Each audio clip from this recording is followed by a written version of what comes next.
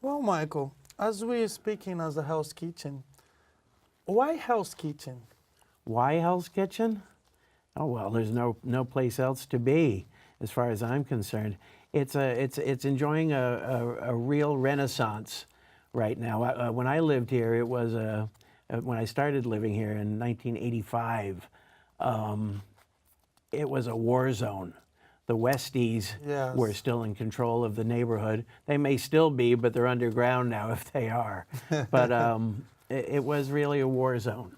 And it was a blighted neighborhood. Every other building was burnt out. Some of them had trees growing up through the building. So when you looked at it, you could be looking right through the building because the front was there, but the back wasn't.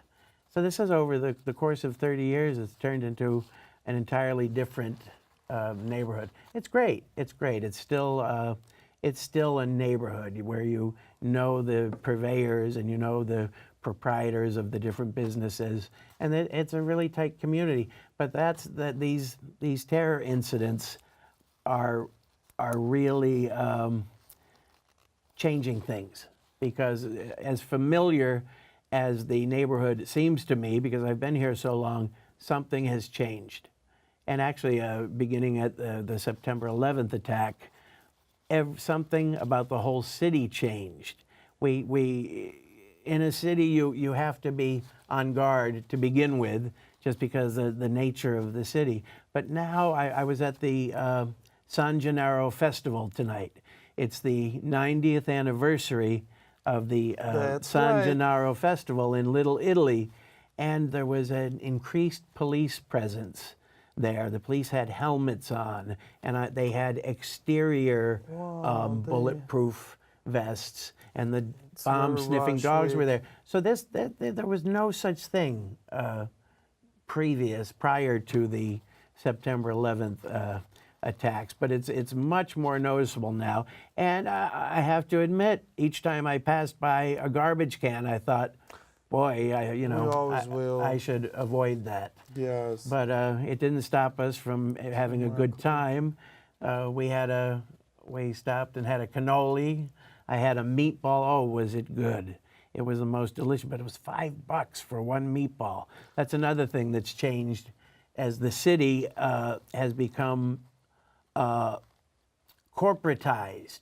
It's a tragedy that so many mom and pop stores are not able to make it anymore, because they can't Yes. compete with a mom and pop. If he owns one pizza shop, how can he compete with Familia or some national brand, or Pizza Hut or something? Our neighborhood is changing. Every 7-Eleven you see, which is part of an international chain, they have a Close the pops and moms doors. That's right. They have the buying power of an international business. So they're buying their product in the tens of thousands or hundreds of thousands. The guy at the pizza store is buying 2 bags of flour at a time. We can't compete. And I talked to all of the residents and proprietors of businesses. They're finding it, if they make 1% profit on their businesses, they're doing well. So the city is, anytime the government comes and says, I'm here to help, watch your wallet. Beware, yeah. Watch your wallet. They're talking about doing a $15 minimum wage. And the pizza shop in my neighborhood, Claudio's on 10th Avenue. Mr. Claudio. I talk to him every day, and he said that if he has to pay his workers $15 an hour, he would have to cut somewhere, and he will not cut on the quality of his pizza, because that's his pride. It's his very reason for living. So he's very, if you're making a 1% profit and the rents are going up precipitously and exponentially, how are you going to carry out your business when the government comes in and says, hey, we're your new business partner, and you have to do what we tell you now? He's going to have to close his doors, because New York City, especially Hell's Kitchen, was known for being a mom and pop, the Esposito's butcher, the Greek restaurant, the pasta restaurant, the cheese, the fish shop, These are all singly owned mom and pop businesses. As the corporatization comes in, or as they once called it, the malling of Manhattan, M-A-L-L, like making malls, but the double entendre is the mauling. They're mauling, M-A-U-L, The the mauling. neighborhoods. So for every tower that comes in, they have ostensibly replaced half of a neighborhood or maybe a whole neighborhood block. And for each one of those, you have maybe 5, 10, 15 businesses that are just wiped off the map. Yeah, that's a huge impact. Myself, I came from the mom and pop business, so I watch everything happen just as you describe it.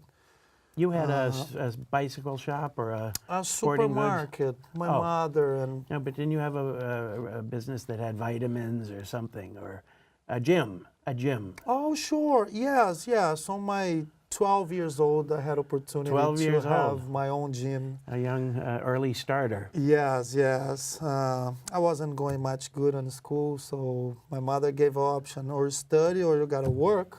Something has to be done home.